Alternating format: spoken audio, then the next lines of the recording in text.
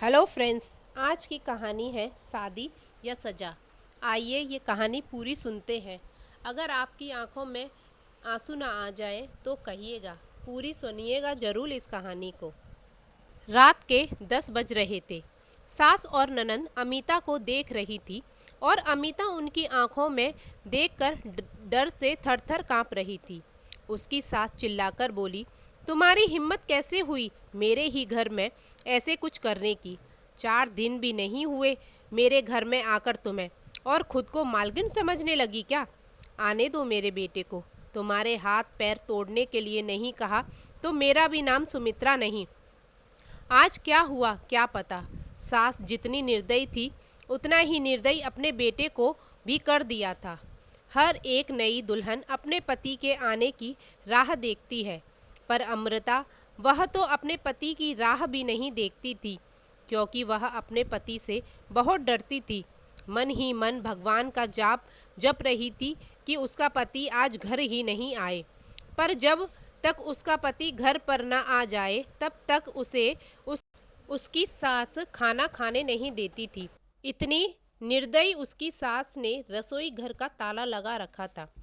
ऐसा क्या हुआ था कि सुमित्रा अमिता को इस प्रकार का दुख दे रही थी, और अमिता के पति मतलब अजय का ऐसा क्यों स्वभाव था कि नई दुल्हन होकर भी वह अपने पति की राह नहीं देखती थी। अमिता की शादी अजय से 5 महीने पहले हुई थी। अमिता को माँ बाप नहीं थे। 12वीं की पढ़ाई होते ही उसके चाचा चाची ने उसकी शादी करवा दी। अमिता की जिम्मेदारी से उसके चाचा चाची मुक्त हो गए। उसकी चाची ने उसकी शादी के लिए त्योहार भी मनाए नहीं। उसे 4 दिन के लिए मायके में त्योहार मनाने के लिए भी नहीं बुलाया। उसकी शादी करके जिम्मेदारियों से मुक्त हो गए थे बस। अमिता के ससुराल में उसकी सास सुमित्रा, पति अजय और ननंद मौनी, जिसकी शादी पक्की करके सगाई कर दी थी। छोटा सा परिवार था। सुखी और शांतिपूर्ण गृहस्थी के सपने लेकर अमृता इस घर में आई थी। पर सपना तो सपना ही होता है। हर समय सपना सच होना कम मुमकिन होता है। उसका भी सुखी गृहस्थी का सपना तो सपना ही रह गया। अमिता की उम्र 18 वर्ष की थी और अजय 30 का था। दोनों के बीच में 12 साल का अंतर था। सास सुमित्रा ने अमिता के लिए 10 नियम बनाए थे। सुबह 4 बजे उठकर पूरे घर की साफ सफाई करना, बाद में नहाकर भगवान की पूजा करने के बाद रसोई में जाना, हमेशा सर पर पल्लू रखना, सबसे पहले खाना न खाना, मतलब सबके खाने के बाद ही अमिता खा सकती है। ऐसे और भी कितने नियम कायदे सुमित्रा ने अमिता के लिए बनाए थे। अमिता को यह नियम पालन करने ही पड़ते थे, पर अभी उम्र ही क्या थी उसकी। उस वक्त उसके हाथ में अगर भूल हो जाती तो उसका पति या उसकी सास या फिर उसकी ननंद उसे सजा देते थे, उसे मारते भी थे, कोई भी कमी नहीं रखते थे। उसमें 5 साल बड़ी ननंद मौनी उस पर हाथ उठाने के लिए आगे पीछे भी नहीं सोचती थी। शादी को 10-12 दिन हुए थे। हर रोज अजय 8 बजे तक आ जाता था, पर उस दिन 10 बजे गए थे तब भी अजय आया नहीं था। अमिता को बहुत जोर से भूख लग रही थी। उसने खुद के लिए थाली बनाई और रसोई में खाने के लिए बैठी। अभी पहला ही निवाला मुंह में डाला था कि तभी उसकी सास ने देख लिया। तभी अमिता बोली, वह अभी तक नहीं आए, मुझे बहुत भूख लग रही थी इसलिए खाने के लिए बैठ गई। सास कुछ बोलने वाली थी, तभी मौनी आगे आई और अमृता को चांटा मार दिया। तुम्हारी हिम्मत कैसे हुई मेरी माँ के सामने बोलने की? तुम्हारे घर में तुम्हें खाना नहीं मिलता क्या?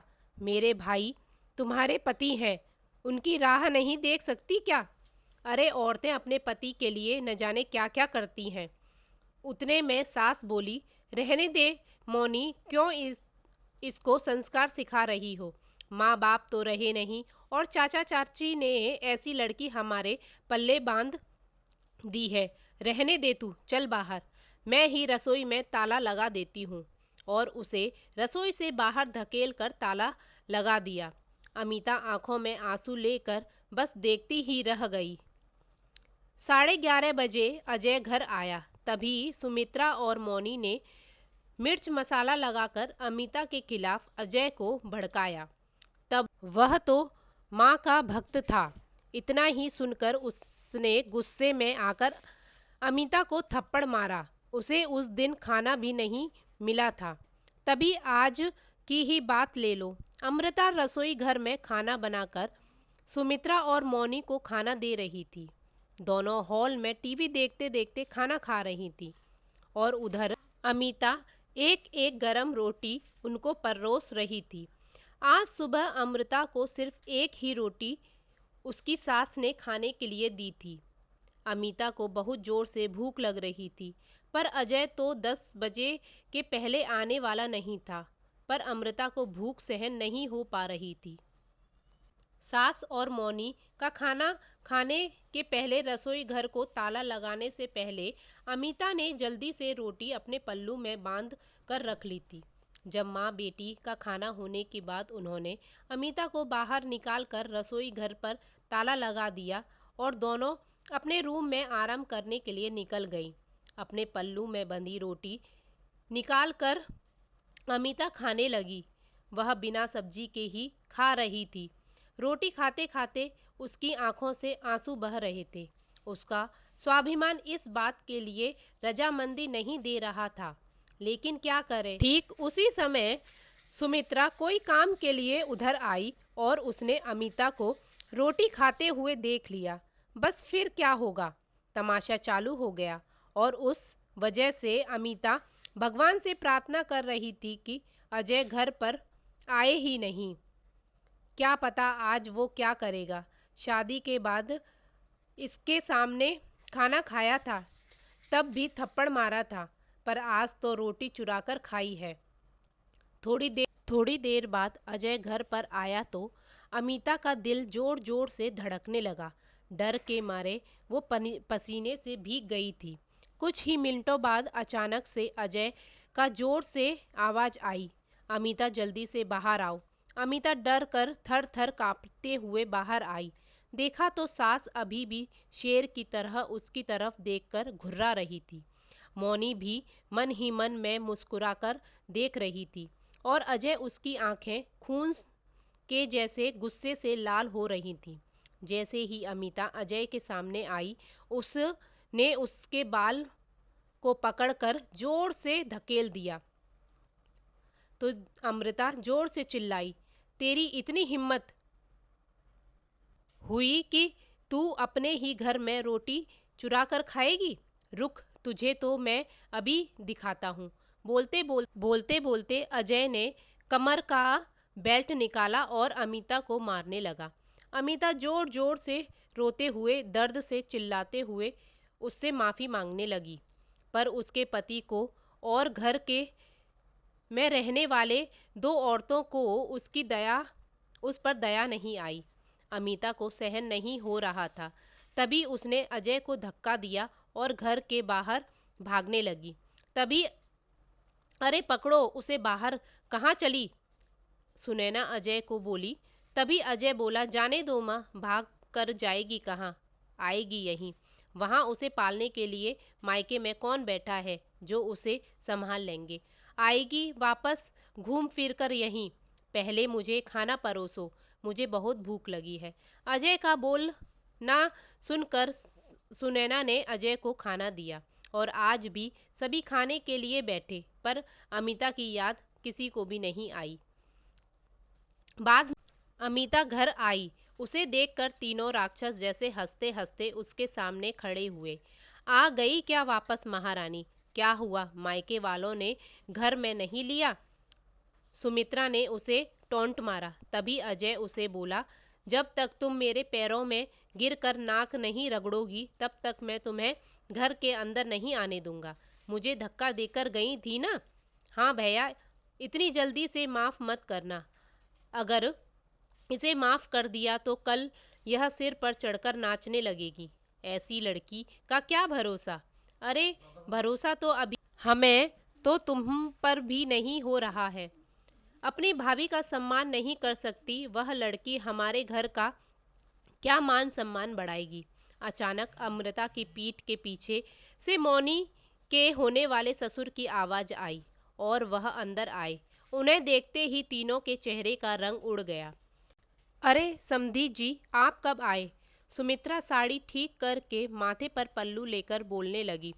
उसी वक्त आया जिस वक्त आपकी बहू रास्ते में डर कर इधर उधर भाग रही थी। अच्छा हुआ अभी से ही तुम्हारा असली चेहरा हमें दिख गया। मैं आया नहीं तो हमारे घर की बर्बादी हो गई होती। अगर ऐसी बहू हमारे घर आई तो क्या होगा हमारा। मौनी के होने वाले ससुर उसकी तरफ हाथ दिखाकर बोले, नहीं नहीं, आपको कोई गलत फहमी हो गई है पापा। आप अंदर तो आइए, मैं आपको सब कुछ समझाती हूँ। मौनी ऐसे बोली तो उसके ससुर बोले, कौन से पापा, किसके पापा? माफ़ करो हमें, अब आपके साथ कोई रिश्ता नहीं करना है हमें। और जो आपको समझना है ना वो बाहर खड़े पुलिस को समझाइएगा। अचानक पीठ के पीछे से पुलिस अंदर आई। पुलिस को देखकर उन तीनों की बोलती ही बंद हो गई। क्या बोले कुछ समझ नहीं आ रहा था। तभी सुमित्रा की नज़र और आवाज़ से अमिता को बोली, अरे बहू, छोटी बात पर कोई पुलिस को बुलाता है क्या? छोटी सी गलत फहमी हो गई है ना। और ऐसी छोटी बड़ी परीक्षा हर एक औरत को शादी के बाद देनी ही पड़ती है। और यह तो तुम्हारा ससुराल है ना। ससुराल वालों को का मान सम्मान रखने के लिए यह तो तुम्हारा कर्तव्य है। माफ़ कीजिए सासू जी, मुझे ऐसी परीक्षा देने का कोई शौक़ नहीं है। मैंने शादी थप्पड़ खाने के लिए नहीं की थी। और यह ऐसा कैसा ससुराल है जहाँ मुझे रोटी भी चुराकर खानी पड़ती है। आपने मुझे कमज़ोर समझा था। मेरा मायका नहीं है पर मैं कमज़ोर नहीं हूँ। अभी नहीं, संस्कार अपने बच्चों को जेल के अंदर ही सिखाना। अंत में पुलिस ने उन तीनों को पकड़कर जेल के अंदर डाला। मौनी की ससुराल वालों ने शादी तोड़ दी और अमृता को एक स्वयंसेवक संस्था ने आगे जाने का मार्ग दिखाया। अमिता संस्था के साथ मैं काम करने के लोगों को घर में होने वाले घरेलू हिंसा के बारे में जागरूकता फैलाने लगी।